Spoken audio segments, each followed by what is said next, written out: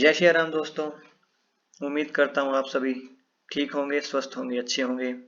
पिछली वीडियो में हमने सीखा था कि सोइल फॉर्मेशन यानी कि सोइल कैसे बनती है। वो पार्ट 1 था, चैप्टर 1 था। अब की बार पार्ट 2 है। इस वीडियो में हम पढ़ेंगे सोइल कैसे बनती है और इसके जियोलॉजिकल साइकिल के जो स्टेजेस होते हैं उनको हम डिटेल में आगे पढ़ेंगे। तो चलिए आरंभ करते हैं। पहली होती है वेदरिंग स्टेज, जो कि पिछले लेक्चर में हमने डिस्कस करी थी। वेदरिंग स्टेज दो प्रकार की होती हैं, फिजिकल और chemical. Rock disintegration also called weathering is one of the important geological process. ये बहुत ही ज्यादा जरूरी प्रोसेस है। रॉक डिसइंटीग्रेशन इससे हो जाती है, जिससे वेदरिंग स्टेज वेदरिंग से रॉक डिसइंटीग्रेशन को हम वेदरिंग कह देते हैं। इससे क्या होता है कि जो चट्टान होती है वो छोटे छोटे हिस्सों में टूट जाती है और उसी से हमारी सॉइल बन जाती है। आगे है पहली जो हमारी फिजिकल वेदरिंग है वो क्या होती है। In physical weathering rock disintegrates into smaller fragments due to various agencies like running water, heavy wind, temperature change, rainfall, expansion due to freezing of water, human activity. तो बहुत से कारणों से हमारी फिजिकल वेदरिंग हो जाती है। वो कारण कौन कौन से होते हैं, जैसे कि रनिंग वाटर। किसी चट्टान के पास अगर पानी बह रहा है तो उस पानी की सहायता से धीरे धीरे धीरे धीरे रॉक डिसइंटीग्रेशन स्टार्ट हो जाती है। वैसे ही पानी की तरह ही हवा भी एक फ्लूइड होती है जो हम सभी जानते हैं, वो भी बहती है। तो तेज हवा के कारण ही कभी कभी चट्टानों में डिसइंटीग्रेशन की प्रोसेस स्टार्ट हो जाती है। वैसे ही अगर टेम्परेचर चेंज होता है तो जो चट्टान होते हैं यानी रॉक, पिछली वीडियो में हमने पढ़ा था कि रॉक जो होती है वो एक कंपोजिशन ऑफ मिनरल होती है। इसमें बहुत से प्रकार के मिनरल होते हैं, तो हर मिनरल का एक अलग अपना जो एक्सपेंशन और कॉन्ट्रैक्शन का टेम्परेचर होता है वो अलग अलग होता है, यानी कि कोफिशिएंट ऑफ एक्सपेंशन। तो जैसे ही टेम्परेचर बदला तो कोई जो अपना मिनरल होगा वो पहले ही बढ़ जाएगा, अपने वॉल्यूम बढ़ा लेगा, और कोई मिनरल बढ़ाएगा नहीं। तो इस हिसाब से धीरे धीरे डिसइंटीग्रेशन से सॉइल बन जाती है रॉक से।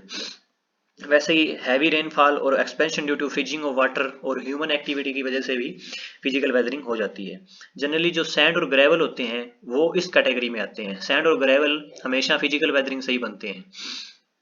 The mineral constituent remains same as that of parent rock if soil is formed as a result of physical weathering। अगर फिजिकल वेदरिंग से सोइल बनी है तो उस सोइल का जो मिनरल कंटेंट होगा वो सेम होगा एज पेरेंट रॉक, जिस रॉक से वो बनी है। जैसे कि ये चट्टान है दोस्तों, ये चट्टान फिजिकल वेदरिंग हुई है इस चट्टान के ऊपर, तो ये चट्टान ऐसी दिखती है फिजिकल वेदरिंग होने के बाद, आप देख सकते हैं। नेक्स्ट है chemical weathering. Chemical weathering caused mainly by oxidation, hydration, carbonation, leaching water and organic acid। Chemical जो वेदरिंग होती है वो किसी वेदरिंग एजेंसी यानी कि रनिंग वाटर या फिर विंड से नहीं होती, बल्कि वो होती है oxidation, hydration, carbonation, leaching water और ऑर्गेनिक एसिड से। इनके बारे में हम आगे बात करेंगे। Fragmental rock material sometime changes their mineral composition and new compound are formed. यानी कि जो सॉइल केमिकल वेदरिंग से बनती है उनमें मिनरल कंपोजिशन चेंज हो जाती है और कभी कभी तो न्यू कंपाउंड्स भी पैदा हो जाते हैं due to chemical weathering. This phenomena is refer as chemical weathering, और इसे हम केमिकल वेदरिंग कह देते हैं। जनरली जो क्ले और सिल्ट होती है वो केमिकल वेदरिंग से बनती है और सैंड और ग्रेवल हमेशा फिजिकल वेदरिंग से बनते हैं। ये है कोई चट्टान जिसपे केमिकल वेदरिंग का असर दिखाई दे रहा है दोस्तों, आप देख सकते हैं। नेक्स्ट है ऑक्सीडेशन। जो केमिकल वेदरिंग के काजेज होते हैं उनमें से पहला काजेज है ऑक्सीडेशन। ऑक्सीडेशन क्या हो जाता है? Oxidation is chemical process when oxygen in the air react with the things which are made of reactive material.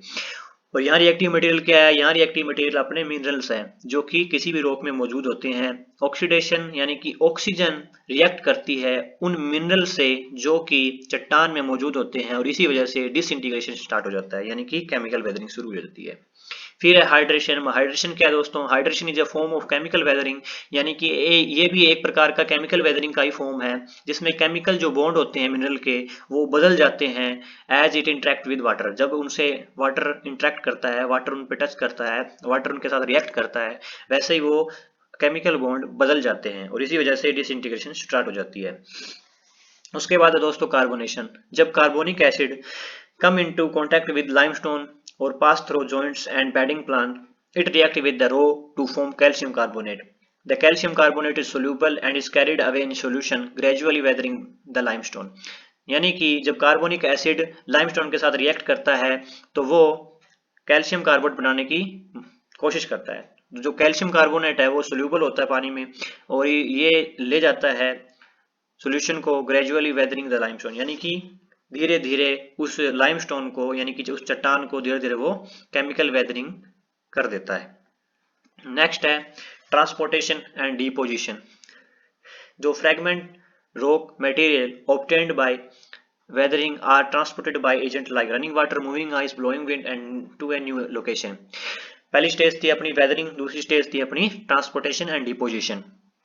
तो जो फ्रैगमेंटेड रॉक यानी छोटे छोटे टुकड़े हैं यानी कि जो सोइल बनी किसी भी चट्टान से, उसे कोई भी एक वेदरिंग एजेंसी, कोई भी एक agent like running water, moving ice, blowing wind, ये अपने साथ भागकर कहीं दूर किसी स्थान पर ले जाते हैं किसी नई लोकेशन पर। On the basis of transporting agency soil में भी क्लासिफाइड एज। इसी ट्रांसपोर्टिंग एजेंसी के बेस पर हम सोइल को ट्रांसपोर्ट मतलब क्लासिफाइड करते हैं, सॉरी हम करते हैं 5 प्रकार से क्लासिफाइड। पहली है जो वाटर ट्रांसपोर्टेड सोइल, जो वाटर अपने साथ भागकर मिट्टी को ले गया, सोइल को ले गया, उसे हम वाटर ट्रांसपोर्टेड सोइल कहते हैं।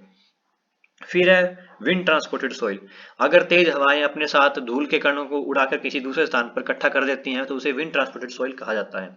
फिर है ग्लेशियल डिपॉजिट, ग्लेशियर यानी कि एक मास, एक घना मास किसका, बर्फ का यानी आइस का, वो जब नीचे गिर जाता है तो उसके साथ वो काफी सारी क्या लेके आता है, मिट्टी लेके आता है, वो भी चट्टान से, तो उसे ग्लेशियल डिपॉजिट कह देते हैं। ग्रेविटी डिपॉजिट, जब मिट्टी टूट कर नीचे गिर जाती है तो ग्रेविटी की सहायता से वो नीचे गिरती है तो इसे ग्रेविटी डिपॉजिट कहा जाता है।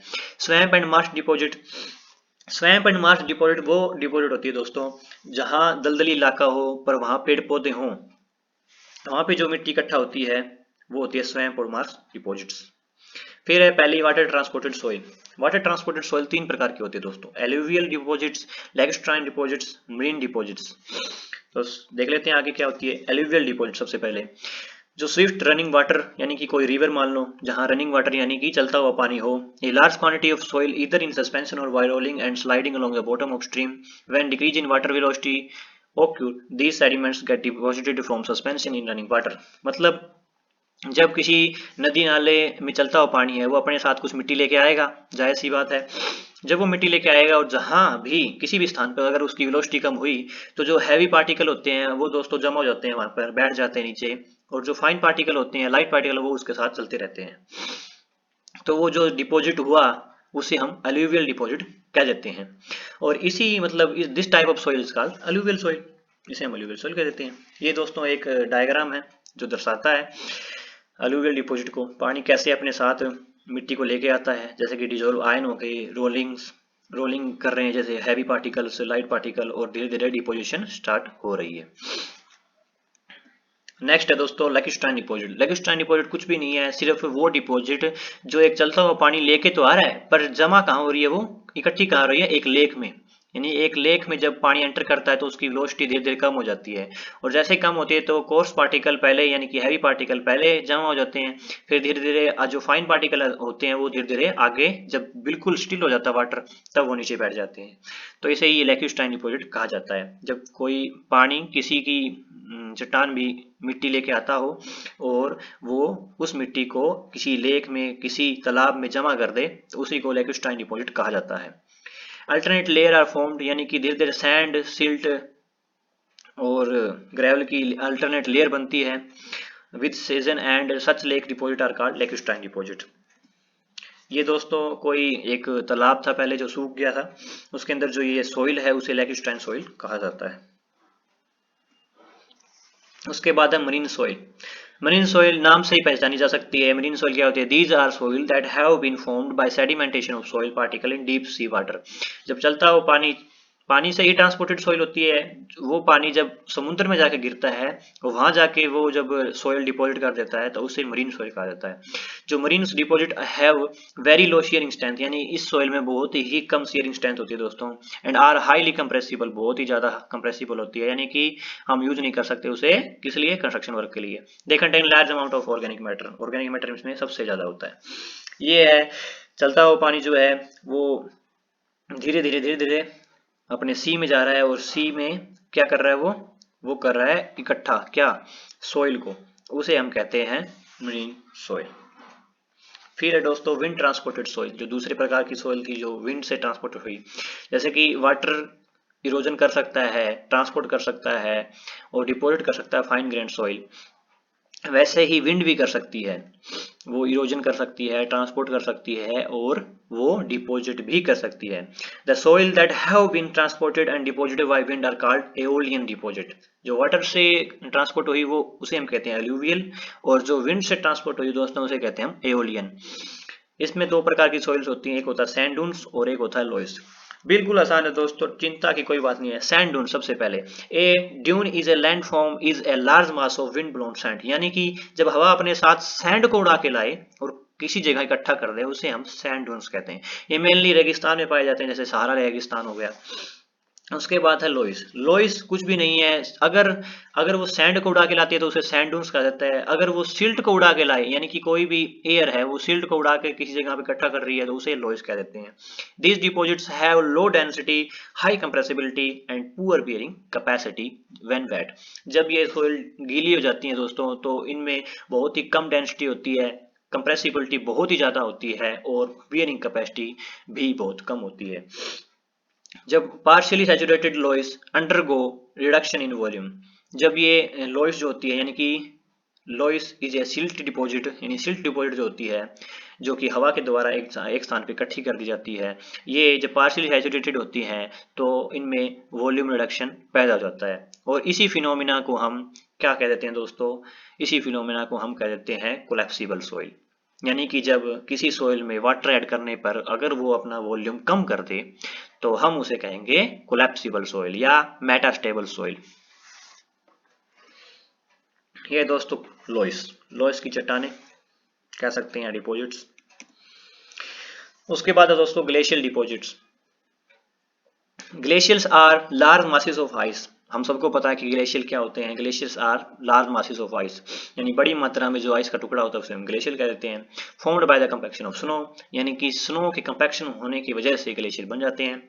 जब ग्लेशियर मूव करता है एक्सट्रीमली स्लो, धीरे धीरे चलता है ऊपर से नीचे तक, बट डिफॉर्म कर देता है और स्कोर यानी कि एक इरोजन पैदा कर देता है सरफेस पे, जहां से वो नीचे आ रहा है उस बेड रॉक पे जहां से वो पास कर रहा है।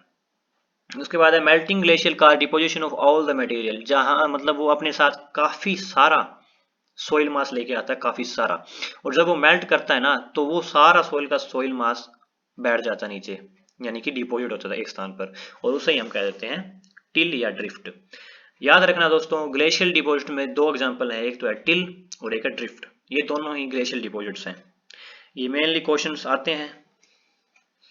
ये है कोई ग्लेशियल डिपोजिट जहाँ पे ये कोई बर्फ है, यानी कि ग्लेशियर है, वो नीचे आ रहा है और साथ में क्या ला रहा है, अपने साथ मिट्टी ला रहा है, और जब यहाँ नीचे आके ये मेल्ट होता है तो मेल्टिंग के साथ साथ ये डिपॉजिट भी कर देता है सोइल को। उसके बाद है दोस्तों ग्रेविटी डिपॉजिट्स। ग्रेविटी डिपॉजिट्स आप सबको पता ही होगा, अगर ग्रेविटी कैन ट्रांसपोर्ट, यानी ट्रांसपोर्ट कर सकती है मटेरियल फॉर शॉर्ट डिस्टेंस, छोटे डिस्टेंस पे। अगर कोई पहाड़ी है, पहाड़ी से कोई टुकड़े नीचे टूट के आए तो वो ग्रेविटी की वजह से आते हैं। Gravity deposit are termed as colluvial. Water से हम अलूवियल करते हैं, विंड से हम एओलियन करते हैं और ग्रेविटी से हम अलूवियल सोइल डिपॉजिट कर देते हैं। और इसका एग्जांपल है दोस्तों तालस। तालस एक प्रकार की ग्रेविटी डिपॉजिट ही है। These soils are found in mountain valley and formed by gravity force। Gravity force की वजह से बनती है और ये माउंटेन वैली में पाई जाती है। ये है दोस्तों ग्रेविटी डिपॉजिट्स। उसके बाद है ग्रेविटी डिपॉजिट्स का एक डायग्राम, जैसे कि ये जो यहाँ लैंडस्लाइड हुआ है ये ग्रेविटी की वजह से ही हुआ है।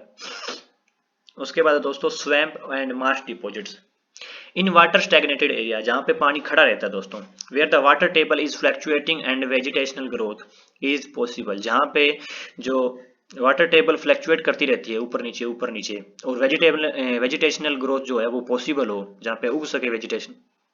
Swamp and Marsh deposit develop, वहाँ पे हमारी स्वैम्प और मार्श डिपॉजिट डेवलप हो जाती है।